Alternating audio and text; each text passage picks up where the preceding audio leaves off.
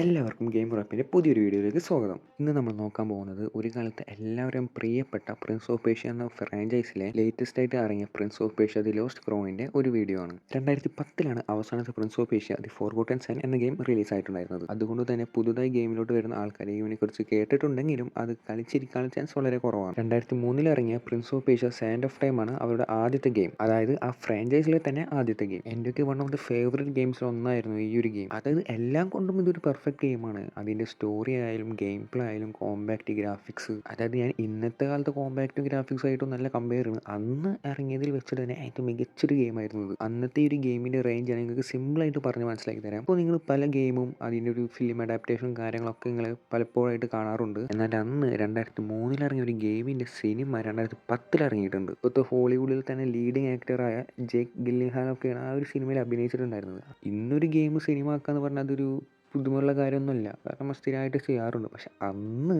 ആ ഒരു game cinema ആക്കാന്നൊക്കെ പറയുമ്പോൾ ആ ഒരു ഗെയിമിൻ്റെ റേഞ്ച് ഒന്ന് നിങ്ങൾ ആലോചിച്ച് നോക്ക്. അതുകൂടാണ്ട് അസാസിൻ ഫ്രാഞ്ചൈസ്, അതായത് മിക്ക ആൾക്കാരും അതിൻ്റെ ഏതെങ്കിലും ഒരു ഗെയിമെങ്കിലും കളിച്ചിട്ടുണ്ടാവും. ആ ഒരു ഫ്രാഞ്ചൈസ് തന്നെ 2007 ഇറങ്ങിയ അതിൻ്റെ ഒരു അസാസിൻ ഗെയിം ഇൻസ്പയർ ചെയ്തിരിക്കുന്നത് ഈ 2003 ഇറങ്ങിയ പ്രിൻസ് ഓഫ് പേർഷ്യയുടെ ഗെയിമിൽ നിന്നാണ്. അതും പോരാഞ്ഞിട്ട് 2019 ഇറങ്ങിയ സ്റ്റാർ വാർസ് ജെഡിയിൽ പോലും ഇതിൻ്റെ കുറച്ച് എലമെൻറ്റ്സ് എല്ലാം അവർ യൂസ് ചെയ്തിട്ടുണ്ട്. സോ ഇതിൽ നിന്ന് തന്നെ നിങ്ങൾക്ക് മനസ്സിലാവും എത്രത്തോളം ഒരു പൊട്ടൻഷ്യൽ ഉണ്ടായിരുന്ന ഒരു ഗെയിമാണ് ഈ ഒരു പ്രിൻസ് ഓഫ് പേർഷ്യ ഫ്രാഞ്ചൈസ് എന്ന്. പിന്നീട് ഇവരുടെ ഡെവലപ്പേഴ്സായ യുബിസോഫ്റ്റ് അസാസിൻ ക്രീഡ് ഇറക്കി. അത് അത്യാവശ്യം മികച്ചൊരു വിജയം തന്നെ ആയിരുന്നു ഇനീഷ്യൽ സ്റ്റേജിലൊക്കെ. സോ അതുകൊണ്ടായിരിക്കാം പിന്നെ ഒരു പ്രിൻസ് ഓഫ് പേർഷ്യ കാര്യങ്ങളെല്ലാം അവർ ഡ്രോപ്പ് ചെയ്തു. ഇപ്പോൾ അസാസിൻ ക്രീഡ് എന്തായാലും ആകെ ഒരു മൂഞ്ച അവസ്ഥയിലാണ് ഇരിക്കുന്നത്. അതിൻ്റെ ഇടയിലപ്പോൾ അവരൊരു പ്രിൻസ് ഓഫ് പേർഷ്യ ഗെയിമും 2026 ഇറക്കും എന്നൊക്കെ റൂമേഴ്സ് ഉണ്ട്. 2020 ഇറക്കുമെന്നാണ് ആദ്യം പറഞ്ഞത്. അതുപോലെ തള്ളി 2026 വരെ ആയിട്ടുണ്ട്. അതായത് ഈ സയൻസ് ഓഫ് ടൈമിൻ്റെ റീമേക്കാണ് അവർ ഇറങ്ങാൻ പോകുന്ന ഗെയിം. എന്തായാലും ഇപ്പോൾ ഇറങ്ങുന്ന അസാസിൻ ക്രീഡ് ഗെയിംസ് ഒന്നും അവരുടെ എക്സ്പെക്ടേഷൻ മീറ്റ് ചെയ്യാത്തതുകൊണ്ടായിരിക്കാം വീണ്ടും ഈ ഒരു പ്രിൻസ് ഓഫ് പേർഷ്യയിലേക്ക് തന്നെ അവർ തിരിച്ചു വന്നത്. ഓൾറെഡി പ്രിൻസ് ഓഫ് പേർഷ്യ റീമേക്കിന് ട്രെയിലറൊക്കെ റിലീസ് ചെയ്തിട്ടുണ്ടായിരുന്നു. സത്യം പറയാലോ നല്ല ബോർ ട്രെയിലറായിരുന്നു. അതിൻ്റെ മെയിൻ റീസൺ അതിൻ്റെ ഗ്രാഫിക്സ് ആയിരുന്നു. ഈ ഒരു കാലഘട്ടത്തിലും അവർ ആ ഒരു ഗ്രാഫിക്സ് വെച്ചിട്ടാണ് ഈ ഗെയിം റിലീസ് ചെയ്യുന്നതെങ്കിൽ യുബിസോഫ്റ്റിൻ്റെ വേറൊരു ഫ്ലോപ്പ് ആയിരിക്കും ഈ ഒരു ഗെയിം. എന്തായാലും 2026 റിലീസ് എന്ന് പറയുന്നുണ്ട്. എന്തായാലും ഇറങ്ങുമ്പോൾ നോക്കാം. അപ്പോൾ എന്തായാലും നമുക്ക് prince of Persia the lost ക്രൗണിനെ കുറിച്ച് സംസാരിക്കാം. കാരണം ഈ ഒരു ഗെയിം ഓൾമോസ്റ്റ് എല്ലാ പ്ലാറ്റ്ഫോമിലും അവൈലബിൾ ആണ്. PlayStation, Xbox, Switch, Windows, എന്തിന് മാക്കിലും ആൻഡ്രോയിഡിലും വരെ അവൈലബിൾ ആണെന്നാണ് പറയുന്നത്. ആൻഡ്രോയിഡിൽ അവൈലബിൾ ആണ്. ഇനി മാക്കിൻ്റെ കാര്യം എനിക്കറിയില്ല, അറിയാവുന്നവർ കമൻറ്റ് ചെയ്യുക. ഇതിൻ്റെ പ്രൈസിങ്ങിലോട്ട് വരുമ്പോൾ പ്ലേ സ്റ്റേഷനിൽ ഇതിൻ്റെ റേറ്റ് നല്ല രീതിയിൽ വേരിയേഷൻ വരുന്നുണ്ട്. അതായത് ഇടയ്ക്ക് 2000, ഇടയ്ക്ക് 3000, ഇടയ്ക്ക് 500, ഇങ്ങനെ പല റേറ്റിലാണ് വരുന്നത്. സ്വിച്ചിൻ്റെയും എക്സ് ബോക്സിൻ്റെയും കാര്യം എനിക്ക് കറക്റ്റായിട്ട് അറിയില്ല. ഏകദേശം ഈ ഒരു റേറ്റ് ഒക്കെ തന്നെ ആയിരിക്കും. പിന്നെ മൊബൈലിൽ ഇതൊരു ഫ്രീ ആണ്. അതായത് ആൻഡ്രോയിഡിൽ ഈ ഒരു ഗെയിം ഫ്രീ ആയിട്ട് ഇപ്പോൾ ഡൗൺലോഡ് ചെയ്യാൻ അവൈലബിൾ ആണ്. പേഴ്സണലി എനിക്ക് ഈ ഒരു ഗെയിം അത്യാവശ്യം നല്ലൊരു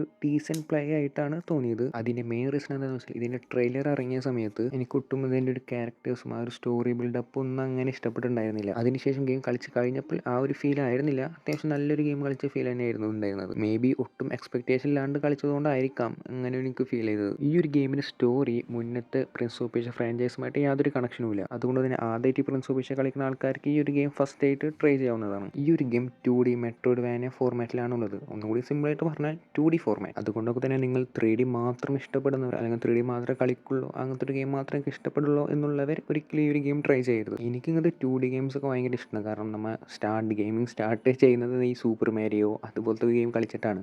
അതുകൊണ്ട് തന്നെ എനിക്കൊരു നൊസ്റ്റാൾജിയ ഫീലൊക്കെയാണ് ഈ ഒരു ഗെയിം കളിക്കുമ്പോൾ ഉണ്ടാവും. ഈ ഒരു ഗെയിം കൂടാണ്ട് കുറച്ച് മുന്നേ, ഡേറ്റ് എനിക്ക് കറക്റ്റ് ഓർമ്മയില്ല, Prince of Persia shadows and flame എന്ന് പറഞ്ഞിട്ട് ഗെയിം ആൻഡ്രോയിഡിൽ ഞാൻ കളിച്ചിട്ടുണ്ട്. സത്യം പറയാലോ ആ ഒരു ഗെയിം ഞാൻ അഡിക്റ്റ് ആയിരുന്നു. അതുപോരാത്തതിന് അതും ഒരു 2D ഫോർമാറ്റുള്ള, അതായത് 2D മെട്രോയിഡ്വാനിയ എന്നൊരു ഫോർമാറ്റുള്ള ഗെയിമായിരുന്നു അതും. ഇപ്പോൾ ആ ഒരു ഷാഡോസ് ആൻഡ് ഫ്ലെയിം ഒന്നും പ്ലേ സ്റ്റോറിൽ കാണുന്നില്ല. അന്നും പ്ലേ സ്റ്റോറിൽ അതിനെന്തോ പ്രൈസിങ് എന്തോ ഉണ്ടായിരുന്നു. നമ്മൾ അപ്പോൾ ഗൂഗിളിൽ പോയിട്ട് മറ്റു വഴിയിലൂടെയാണ് അതൊക്കെ ഡൗൺലോഡ് ചെയ്ത് കളിച്ചിട്ടുണ്ടായിരുന്നത്. സോ ആ ഒരു ഗെയിം കളിച്ചിട്ടുള്ളവർ താഴ്ന്ന് കമൻറ്റ് ചെയ്യുക. അപ്പോൾ ഈ ഒരു ഫോർമാറ്റ് ഇഷ്ടപ്പെടുന്ന, അതായത് 2D ഫോർമാറ്റ് ഇഷ്ടപ്പെടുന്നവർ ഈ ഒരു ഗെയിം ട്രൈ ചെയ്യുക. അതും 3000 റുപ്പീസ് ഒന്നും കൊടുത്തിട്ട് ഒരിക്കലും ഞാനൊരു ഗെയിം പർച്ചേസ് ചെയ്യാൻ പറയില്ല. അതിനൊന്നും ഉള്ള ഗെയിമില്ല. ഇപ്പോഴത്തെ ഒരു അവസ്ഥ വെച്ചിട്ട് എല്ലാ ഗെയിമിനും പ്രൈസൊക്കെ ഇങ്ങനെ ഇൻക്രീസ് ചെയ്തുകൊണ്ടൊക്കെയാണ്.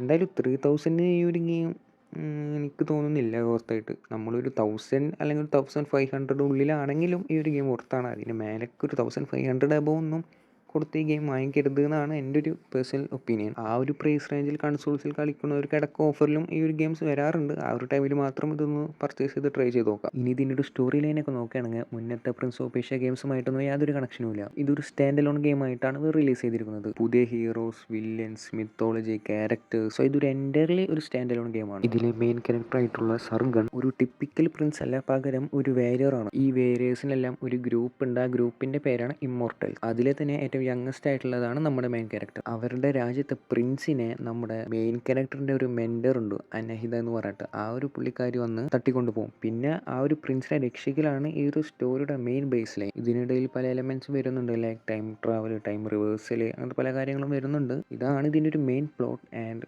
എനിക്കിതിൽ ഏറ്റവും വീക്കസ്റ്റ് ആയി തോന്നിയ ഒരു കാര്യം ഇതിൻ്റെ സ്റ്റോറി ലൈനാണ്. കാരണം പല മിഷൻസും കളിക്കുമ്പോൾ സ്റ്റോറിയിൽ എന്തോ ഒരു മിസ്മാച്ച് ഒക്കെ ഉള്ള പോലെ എനിക്ക് ഫീൽ ചെയ്തു. അതായത് ഓർഡർ അങ്ങോട്ടും ഇങ്ങോട്ടും ഒക്കെ മാറി കിടക്കണ പോലെ. അതൊരു കറക്റ്റ് ഇതിൽ പോകാണ്ട് നമ്മളൊരു സൈഡ് ക്വസ്റ്റ് ഒക്കെ സെപ്പറേറ്റും അല്ലെങ്കിൽ ലാസ്റ്റ് അതിൻ്റെ ഇടയിലൊക്കെ ചെയ്യുമ്പോഴാണ് ഈ ഒരു പ്രശ്നം വരുന്നത്. ബട്ട് സ്റ്റിൽ അതൊരു നെഗറ്റീവ് പോയിൻ്റ് ആയിട്ട് എനിക്ക് തോന്നിയിട്ടുണ്ട് സ്റ്റോറി. അത് കൂടാണ്ട് മൊത്തത്തിൽ സ്റ്റോറി ലൈൻ എനിക്ക് ഒരു എവറേജ് ആയിട്ടാണ് ഫീൽ ചെയ്തത്. കാരണം ബാക്കി എല്ലാ എലമെൻസും ഇതിന് അടിപൊളിയാണ്. ബട്ട് സ്റ്റോറിയിൽ എന്തൊക്കെയോ ഒരു പോരായ്മ ഉള്ള പോലെ തോന്നി. ആൻഡ് ഇതിന് എൻ്റെ ഒരു സ്റ്റോറി മോഡ് വരുന്നത് അറൗണ്ട് 20 to 30 hours ഇടയിലാണ്. അത്യാവശ്യം ലെങ്ത് സ്റ്റോറി ലൈൻ തന്നെയാണ് ഇതിലുള്ളത്. ഇതിലെനിക്ക് ഏറ്റവും ഇഷ്ടപ്പെട്ടത് ഇതിൻ്റെ ഒരു കോമ്പാറ്റ് എക്സ്പീരിയൻസ് ആണ്. ചാട്ടവും ഓട്ടവും സ്കിൽസ്, സൂപ്പർ പവർ, അതുകൂടാണ്ട് പല ട്രാപ്സും അതിൽ നിന്ന് രക്ഷപ്പെടുന്ന കാര്യങ്ങളും അത്യാവശ്യം അടിപൊളിയായിട്ട് തന്നെ തോന്നിയത്. ഇതിൻ്റെ ഡിഫിക്കൽട്ടി ഞാൻ നോർമലിൽ ഇട്ടിട്ടാണ് കളിച്ചത്. എനിക്ക് അത്യാവശ്യം ഒരു ടഫ്നെസ്, അതായത് ഒരു കോമ്പറ്റീഷൻ ഫീൽ ചെയ്തു ഒരു ഗെയിം കളിച്ച് തീർക്കാൻ വേണ്ടി. ലോ ലെവൽ എനിമീസ് മുതൽ ബോസ് ലെവൽ എനിമീസ് വരെ ഒരു ക്വാളിറ്റി ഫീൽ ചെയ്യുന്നുണ്ടായിരുന്നു. അതുകൂടാണ്ട് ഇതിലെ പേര് വിൻഡോ വളരെ കുറവാണ്. അതുകൊണ്ട് തന്നെ ഞാൻ അത്യാവശ്യം കഷ്ടപ്പെട്ടിട്ടാണ് ഓരോ ലെവലും ക്ലിയർ ചെയ്തത്.